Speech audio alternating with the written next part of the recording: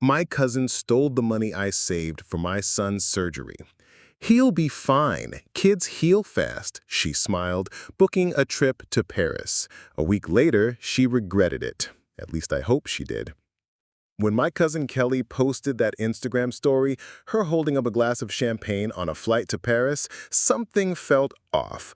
I couldn't place it at first. Then I saw her designer carry-on in the next shot, and my stomach dropped. It was the exact same day I noticed the money was missing from my account. I'm still trying to process everything that's happened in the last 48 hours. Maybe writing it down will help me figure out what to do next. My son Koa is 7 years old. He needs corrective surgery for his leg. He was born with a condition that impacts his walking. It's not life-threatening, but it affects everything he does. The doctors say this surgery will help him walk normally, run and play like other kids. I've been saving for 2 years. Every extra shift, every weekend, every holiday, all went into that surgery fund. $12,000. It's not a fortune, but when you're working at a factory and raising a kid alone, it might as well be $1 million.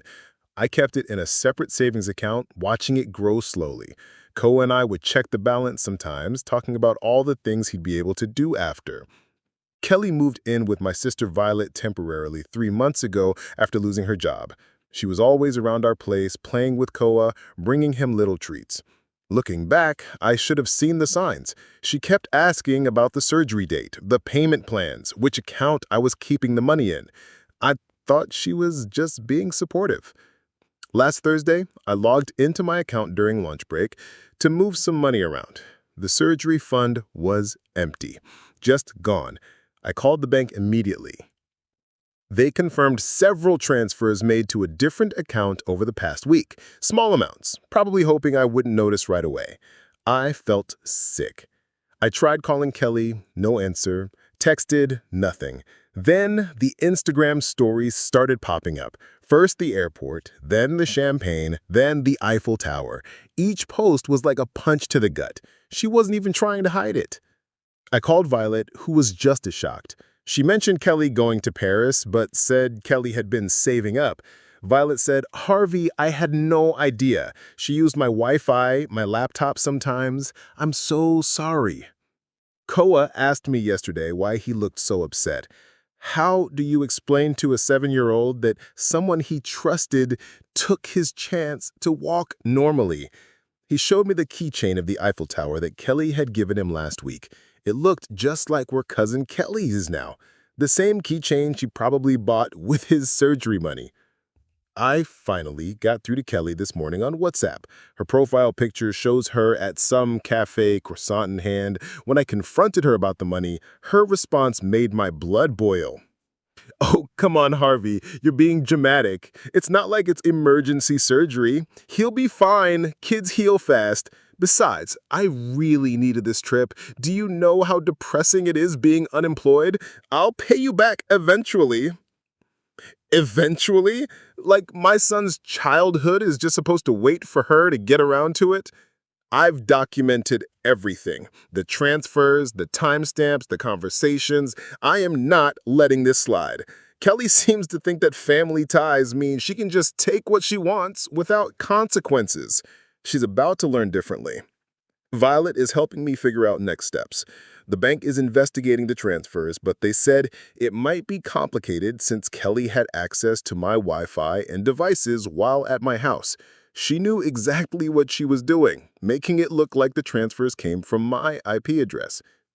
The surgery was scheduled for next month. Now I have to call tomorrow and cancel it. The thought of telling Koa makes me sick. He's been marking off days on his calendar, talking about playing soccer with his friends after he recovers. I'm not looking for advice about whether to press charges or go to the police. That decision's already made. I'm going tomorrow morning. What I can't figure out is how to tell my son that his surgery isn't happening, at least not soon. How do I explain that someone he loves chose a vacation over his ability to walk properly? Kelly keeps posting stories from Paris like nothing's wrong. Designer shops, fancy restaurants, tourist spots. Each one tags her location. Each one bought with money that was supposed to help my son walk. She even had the nerve to post a photo of a charity donation box at Notre Dame with the caption, "Feeling blessed, giving back." I've muted her on everything, but Violet keeps sending me screenshots. "You need to document everything," she says. She's right. Each post is basically a confession, showing exactly where my son's surgery money went. The worst part? Some of our family members are already trying to smooth things over. They say, "She's going through a hard time. She'll pay it back." Like that makes it okay. Like my son's childhood is just supposed to be collateral damage for Kelly's hard time. I'm not backing down. Not this time. Koa deserves better than eventually. Update. Kelly just posted another story. She's holding up a glass of wine at some rooftop bar. Caption says, "Living my best life. Sorry, not sorry." That's fine. Keep posting, Kelly. Keep showing everyone exactly who you are. I'll be at the police station first thing tomorrow. Update. First, thank you everyone for the support on my last post. A lot has happened in the past week, and none of it is what I expected. I thought filing a police report would be the hard part. Turns out that was just the beginning. The police were straightforward. Since Kelly had access to my Wi-Fi and devices while staying at my place, they're treating this as a civil matter. They took my statement and documentation, but told me I'd probably need to pursue it through small claims court. Not exactly the response I was hoping for, but at least everything's officially documented now. Meanwhile, Kelly's Paris adventure keeps unfolding on social media like some twisted reality show.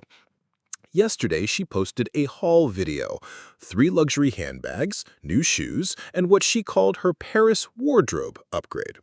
The total she casually mentioned spending would cover Koa's surgery and recovery therapy. She even tagged the stories and added, "Living my dreams." Just wow.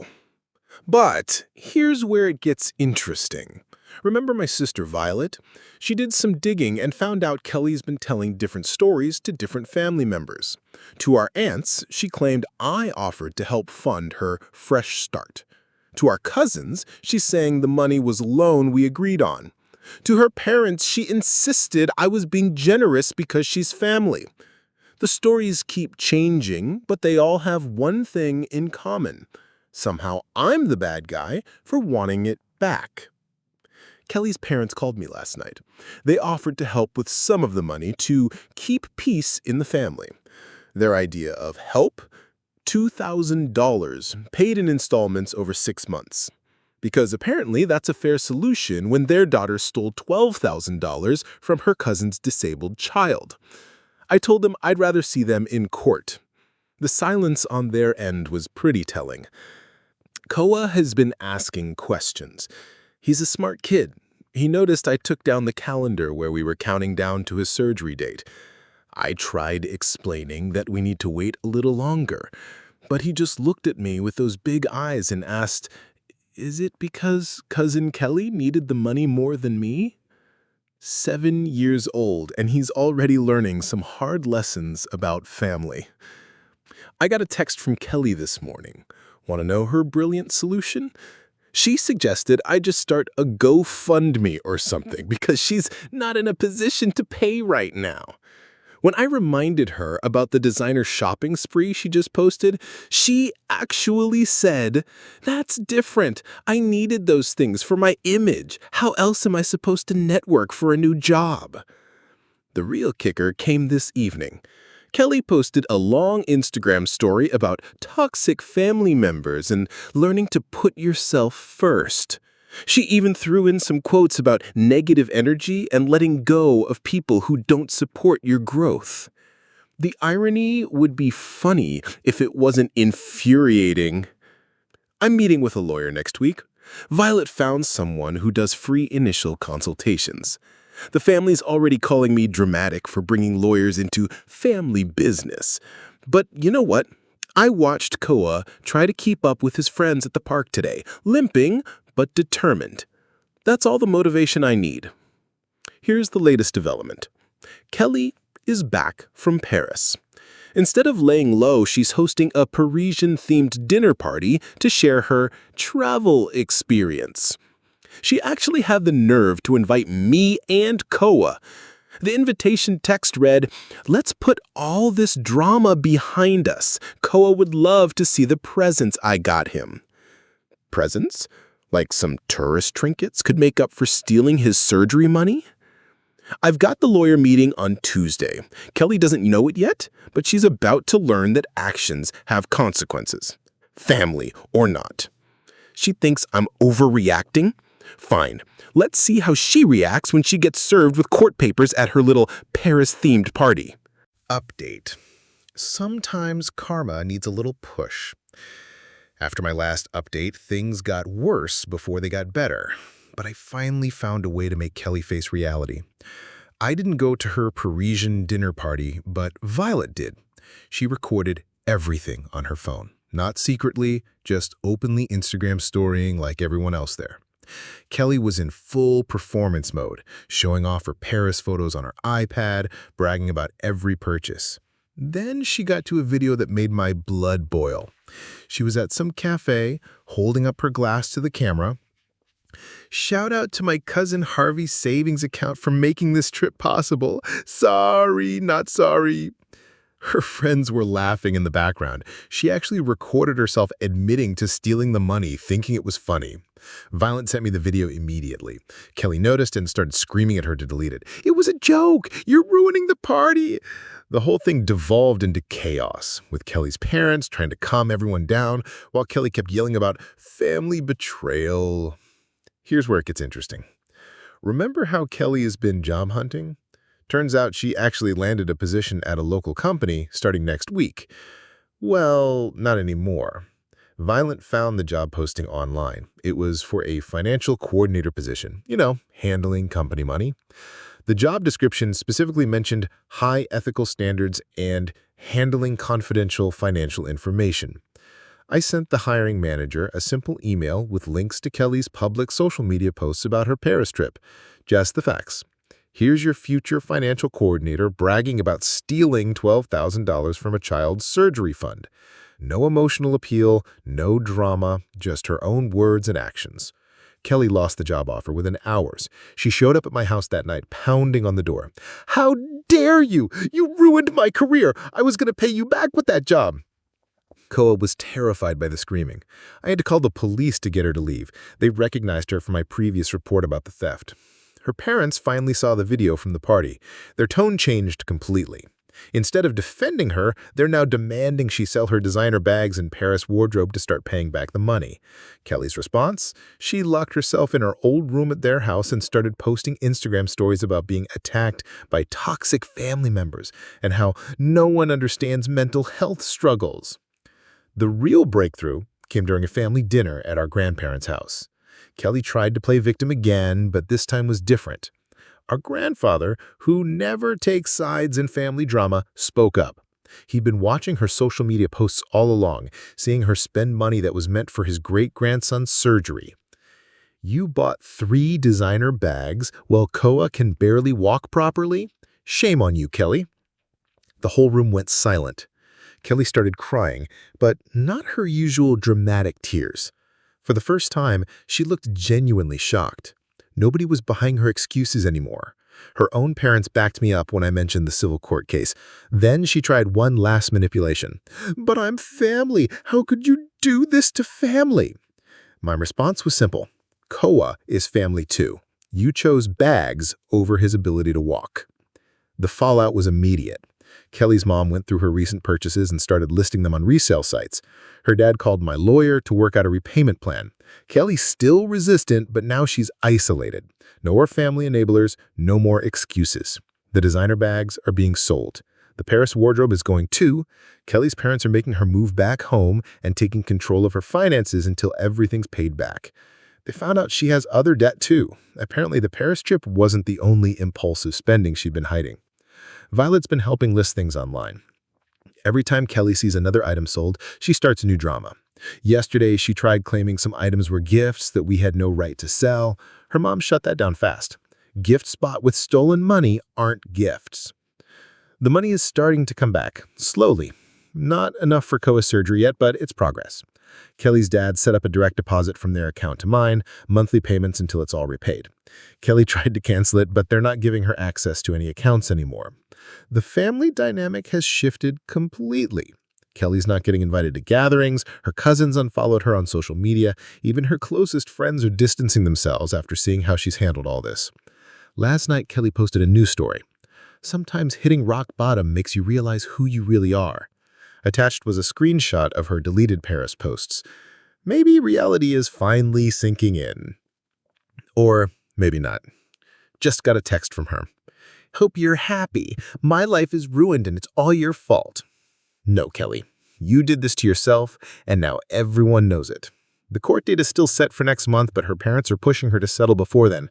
Either way, Koa's surgery money is getting paid back. It's just a matter of time. Final update. I didn't expect to be writing another update, but after yesterday's events, I need to share what happened. Karma finally caught up with Kelly in the most unexpected way. It started with Koa's rescheduled surgery consultation. Kelly's parents have been making the monthly repayments as promised, and we finally had enough for the down payment. As I was sitting in the waiting room, filling out paperwork, my phone started blowing up with messages. Kelly had shown up at her parents' house in hysterics. She'd just been rejected from another job. Apparently, her social media history keeps coming back to haunt her. Every time someone Googles her name, they find her Paris post bragging about using borrowed money. The internet never forgets. Instead of taking responsibility, she stormed into their house, demanding they fix it. Her mom refused. That's when Kelly lost it. She started grabbing her mom's designer bags, screaming that if they were going to sell her things, she'd sell theirs too. Her dad recorded the whole meltdown on his phone, not to shame her, but because he's learned to document everything now.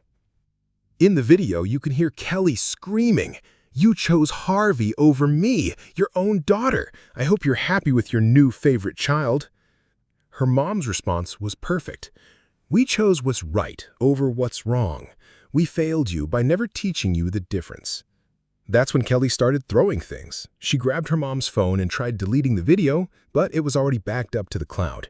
In her rage, she picked up a vase, a family heirloom from our great-grandmother, and smashed it against the wall. The neighbors called the police after hearing the commotion. When officers arrived, Kelly tried telling them her parents were abusing her by selling her belongings. The officers who remembered her from the previous incidents at my house weren't buying it. Her parents didn't press charges, but they did something worse in Kelly's mind. They cut her off completely.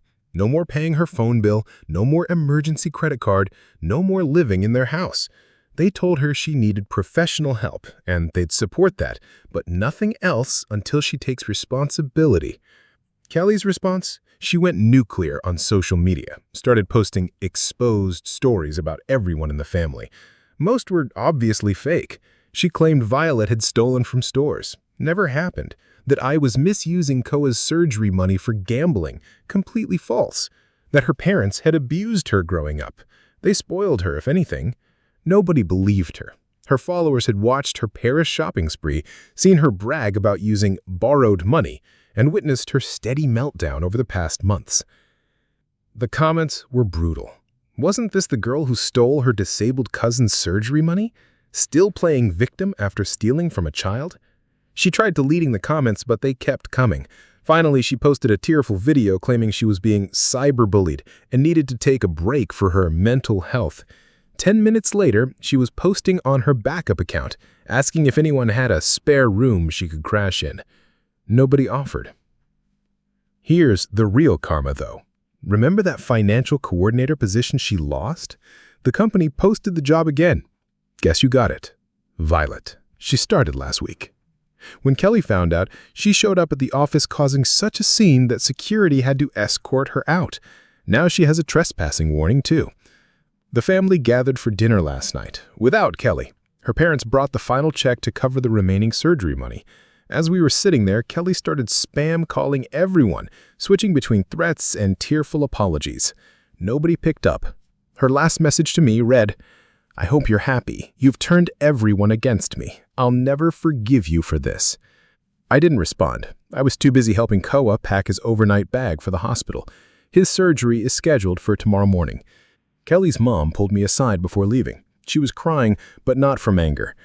"Thank you," she said, "for having the courage to stand up to her. We should have done it years ago." This morning, something unexpected happened. A package arrived at my door. Inside was an envelope with $2,000 in cash and a handwritten note. "Dear Harvey and Koa, this is all the money I have left. I sold my laptop and some other things. I'm sorry it's not more. I'm sorry for everything. I know sorry isn't enough right now, but it's all I have. Kelly." I added the money to Koa's recovery fund. He'll need physical therapy after the surgery, and every bit helps. As for Kelly, last I heard she's staying at a youth hostel, applying for jobs under a different name, and finally starting therapy. Her parents are sticking to their boundaries. They'll pay for counseling, but nothing else until she shows real change. Koa's surgery is in 12 hours. He's nervous but excited. This morning he said something that put everything in perspective. "Dad, when I can run, I'm going to run so fast that all the bad stuff can't catch us." Run fast, kid. You've earned it. This will be my last update. Thank you all for the support throughout this journey. Sometimes standing up to family is the hardest thing to do, but it's also the most necessary.